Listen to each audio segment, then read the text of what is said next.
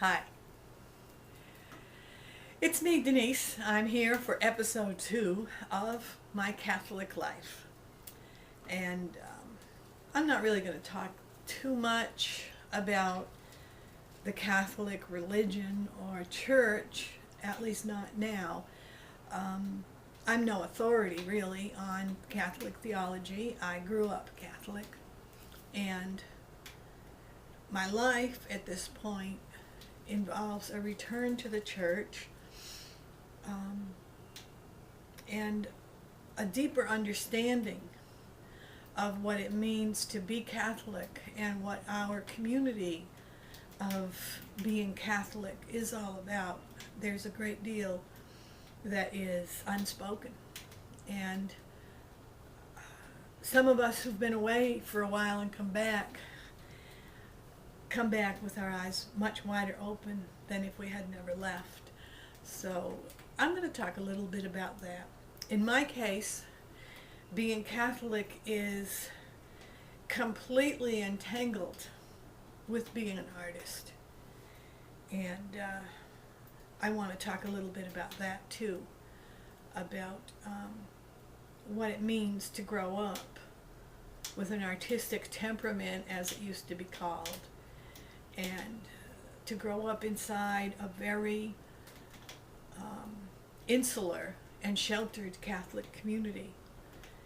And it's kind of like growing up in a tribe of a different custom completely from mainstream America.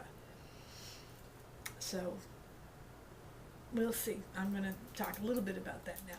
Well, where do I start?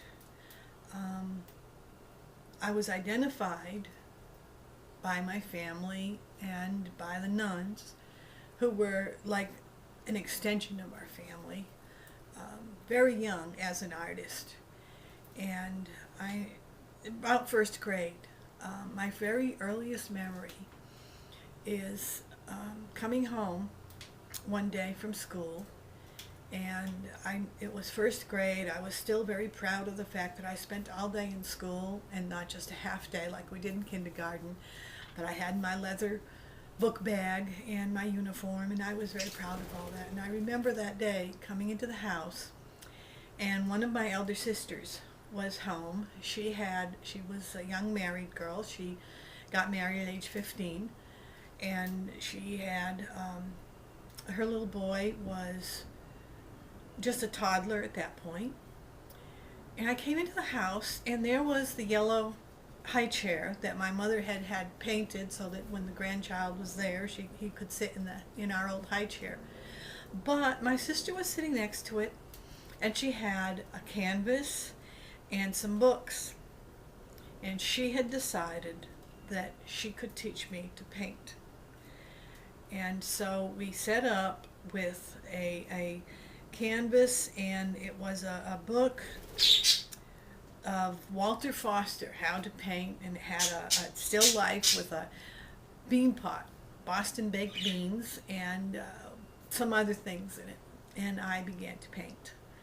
And there was some discussion going on in the family behind my back as a child, or above my head, that involved my sisters.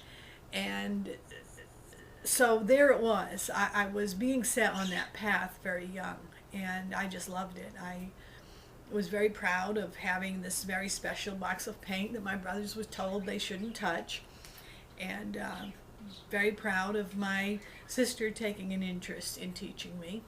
She was attending the Worcester Art Museum School at that time herself. Her husband was in the Marines, and she was able to take up some time to go study, and she decided that she was going to make double use of her lessons by coming home and teaching me what she learned. So that was how I got started.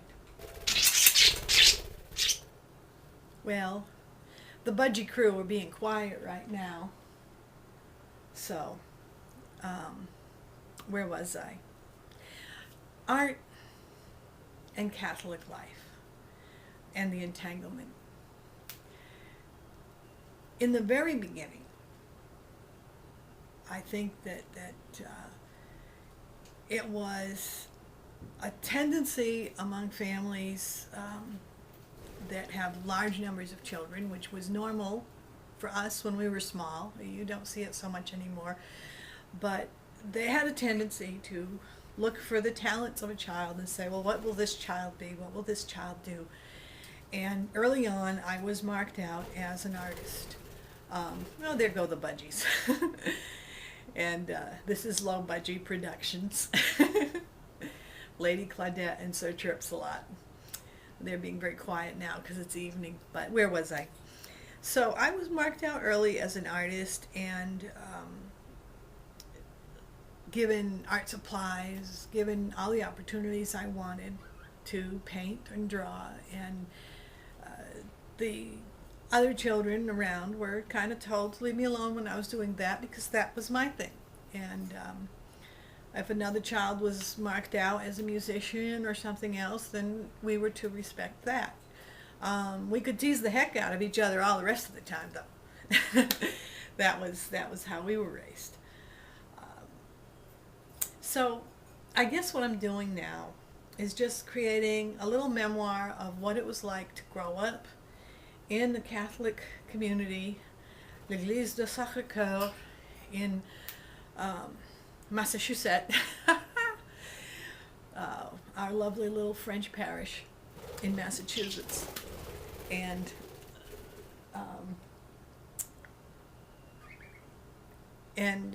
the way the nuns loved us. It's hard to remember it as love sometimes. They could be pretty wild, but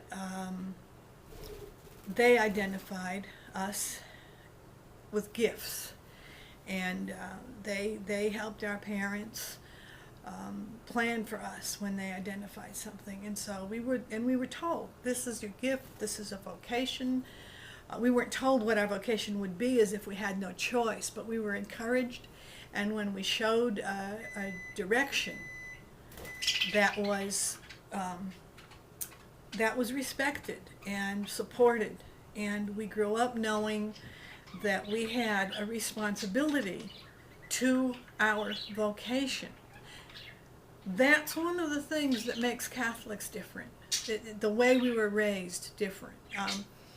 If you're being raised today in the Catholic world where you just have Sunday Mass very similar to a Protestant service and you're in public school the rest of the time, it's hard to remember this. But those of us who had the good fortune to grow up in these insulated little parishes that hardly exist anymore, and this is one of the reasons I'm doing this, we need to remember what it was. And one of the things was, we grew up with a strong sense of vocation. We were responsible to God for worshiping and honoring God. We were responsible to society for being well-behaved and responsible. We were responsible to our loved ones for being loving and generous and giving towards them. But we were also responsible to our vocation, which is something more involved with the soul. And how is this soul going to be formed and recognized for eternity? It's not a career or success or make something of yourself. It's very hard to explain, but very early on I was given that very, very strong support that I had a vocation and I was responsible to it.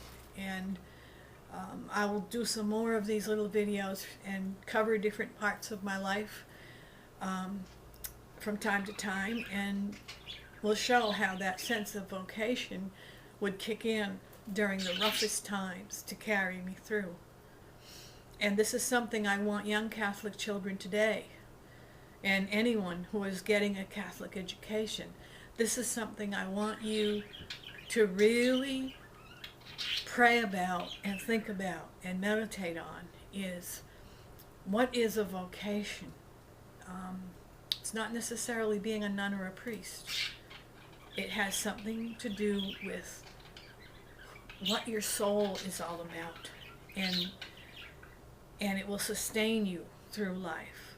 It is the special path you have with God that nobody else has. And as an artist, that is where my vocation stood out. And I hear the budgie crew telling me I'm about at the end of my 10 minutes, so we'll end this.